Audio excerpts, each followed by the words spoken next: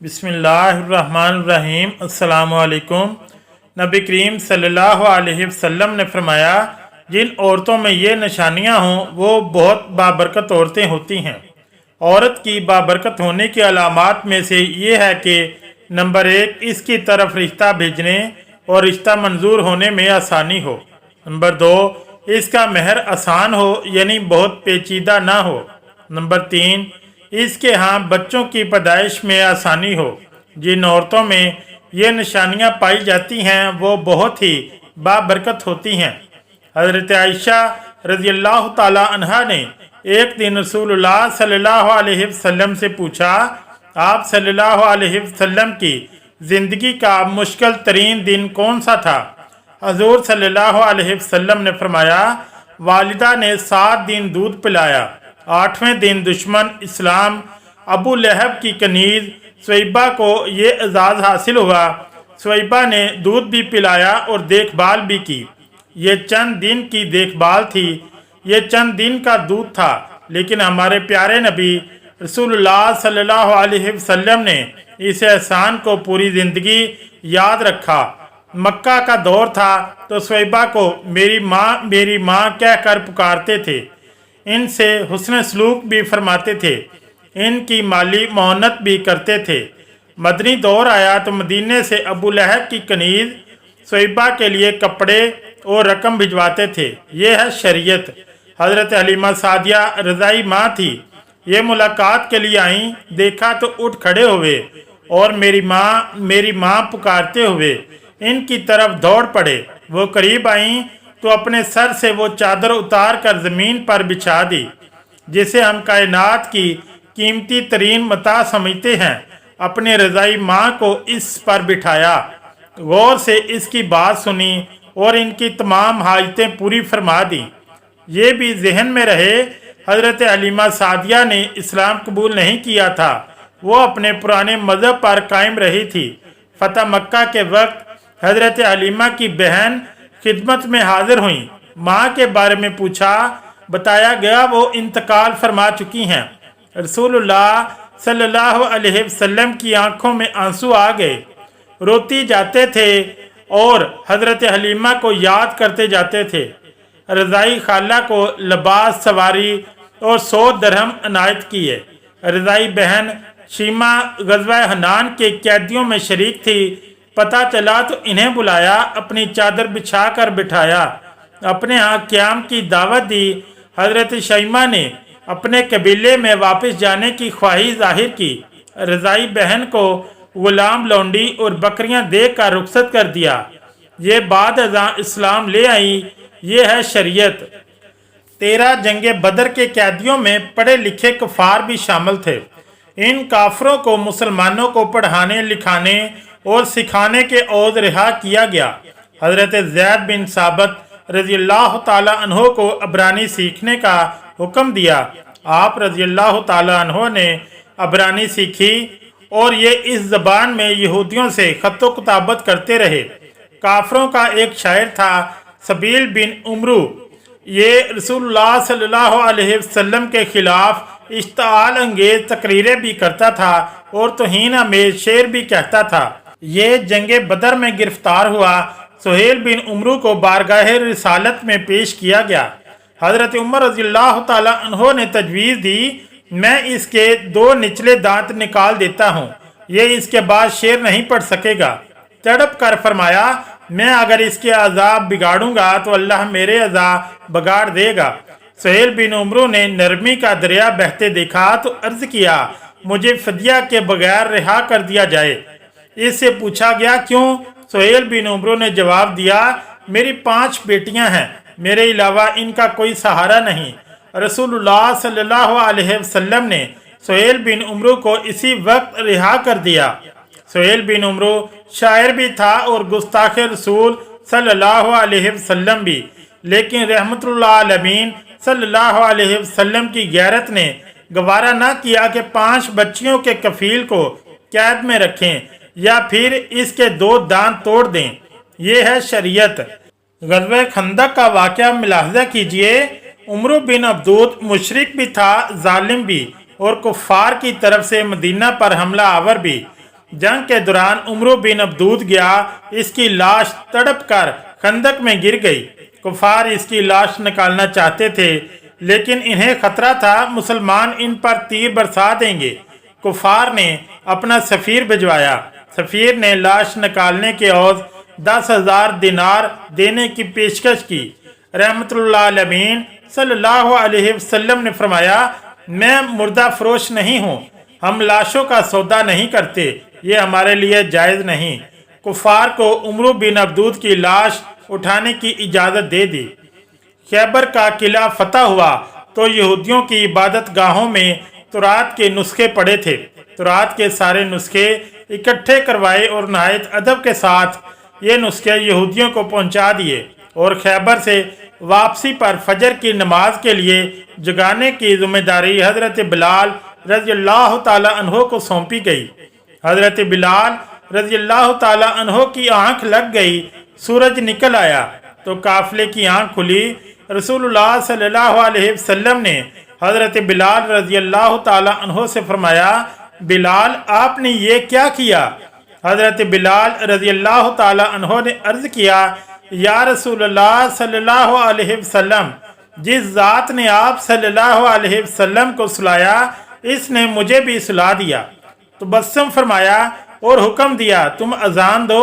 अजान दी गई। आप सल्लल्लाहु अलैहि वसल्लम ने नमाज अदा करवाई और फिर फरमाया, तुम जब नमाज भूल जाओ तो फिर जिस वक्त याद आए इसी वक्त पढ़ लो, ये है शरीयत। हज़रत हुज़ैफ़ा बिन यमान रज़ियल्लाहु ताला अन्हो सफ़र कर रहे थे। कुफार जंगे बदर के लिए मक्का से निकले। कुफार ने रास्ते में हज़रत हुज़ैफ़ा रज़ियल्लाहु ताला अन्हो को गिरफ्तार कर लिया। आपसे पूछा गया, आप कहाँ जा रहे हैं? हज़रत हुज़ैफ़ा रज़ियल्लाहु ताला अन्हो ने अर्ज़ किया, मदीना। कुफार ने इनसे कहा, आप अगर वादा करें कि आप जंग में शरीक नहीं होंगे तो हम आपको छोड़ देते हैं। हज़रत हुज़ैफ़ा रज़ियल्लाहु ताला अन्हो ने वादा कर लिया। ये इसके बाद सीधे मुसलमानों के लश्कर में पहुंच गए। मुसलमानों को इस वक्त मुजाहिदीन की ज़रूरत भी थी, जानवरों की भी और हथियारों की भी। लेकिन जब हज़रत हुज़ैफ़ा रज़ियल्लाहु ताला अन्हो के वादे के बारे में इल्म हुआ तो मदीना भिजवा दिया गया और फरमाया, हम काफरों से मुआहदे पूरे करते हैं और इनके मुकाबले में सिर्फ अल्लाह ताला से मदद चाहते हैं। नजरान के ईसाइयों का 14 रुकनी वफद मदीना मुनव्वरा आया। रसूलुल्लाह सल्लल्लाहु अलैहि वसल्लम ने ईसाई पादरियों को न सिर्फ इनकी रवायती लिबास में कबूल फरमाया बल्कि इन्हें मस्जिद नबी सल्लल्लाहु अलैहि वसल्लम में भी ठहराया और इन्हें इनके अकीदे के मुताबिक इबादत करने की इजाज़त भी दी। ये ईसाई वफद जितना अरसा मदीना में रहा, ये मस्जिद नबी सल्लल्लाहु अलैहि वसल्लम में मुकीम रहा और मशरिक की तरफ मुँह करके इबादत करता रहा। एक मुसलमान ने किसी अहले किताब को कत्ल कर दिया। आप सल्लल्लाहु अलैहि वसल्लम ने मुसलमान के खिलाफ फैसला दिया और ये मुसलमान कत्ल के जुर्म में कत्ल कर दिया गया। हज़रत साद बिन उबादा रज़ियल्लाहु ताला अन्हो ने फतह मक्का के वक्त मदनी रियासत का झंडा उठा रखा था। ये मक्का में दाखिल होते वक्त जज्बाती हो गए और उन्होंने हज़रत अबू सुफियान रज़ियल्लाहु ताला अन्हो से फरमाया, आज लड़ाई का दिन है, आज कुफ़ार से जी भर कर इंतकाम लिया जाएगा। रहमतुल्लाह अलमीन सल्लल्लाहु अलैहि वसल्लम ने सुना तो नाराज़ हो गए। इनके हाथ से झंडा लिया, इनके बेटे कैस रज़ियल्लाहु ताला अन्हो के सुपुर्द किया और फरमाया, नहीं, आज लड़ाई नहीं, रहमत और माफ़ करने का दिन है। मदीना में थे तो मक्का में कहत पड़ गया। मदीने से रकम जमा की, खुराक और कपड़े इकट्ठे किए और ये सामान मक्का भिजवा दिया और साथ ही अपने इत्तेहादी कबाइल को हदायत की कि मक्का के लोगों पर बुरा वक्त है, आप लोग इनसे तिजारत ख़त्म न करें। मदीना के यहूदी अक्सर मुसलमानों से ये बहस छेड़ देते थे, नबी अकरम सल्लल्लाहु अलैहि वसल्लम फजीलत में बुलंद हैं या हज़रत मूसा अलैहिस्सलाम। ये मामला जब भी दरबार रसालत में पेश होता, रसूलुल्लाह सल्लल्लाहु अलैहि वसल्लम मुसलमानों से फरमाते, आप लोग इस बहस से परहेज़ किया करें। समासा बिन असार ने रसूलुल्लाह सल्लल्लाहु अलैहि वसल्लम को कत्ल करने का ऐलान कर रखा था। ये गिरफ्तार हो गया। اسلام قبول کرنے کی دعوت دی، اس نے انکار کر دیا۔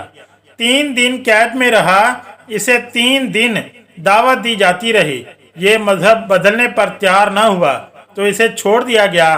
اس نے راستے میں غسل کیا، نیا لباس پہنا، واپس آیا اور دست مبارک پر بیعت کر لی۔ ابو العاص بن ربی رحمۃ اللہ علیہ صلی اللہ علیہ وسلم کے داماد تھے۔ رسول اللہ صلی اللہ علیہ وسلم کی صاحبزادی حضرت زینب رضی اللہ تعالی عنہا ان کے عقد میں تھی۔ یہ کافر تھے، یہ تجارتی قافلے کے ساتھ شام سے واپس جا رہے تھے۔ مسلمانوں نے قافلے کا مال چھین لیا، یہ فرار ہو کر مدینے آ گئے اور حضرت زینب رضی اللہ تعالی عنہا کے گھر پناہ لے لی۔ صاحبزادی مشورے کے لیے بارگاہ رسالت میں پیش ہو گئیں۔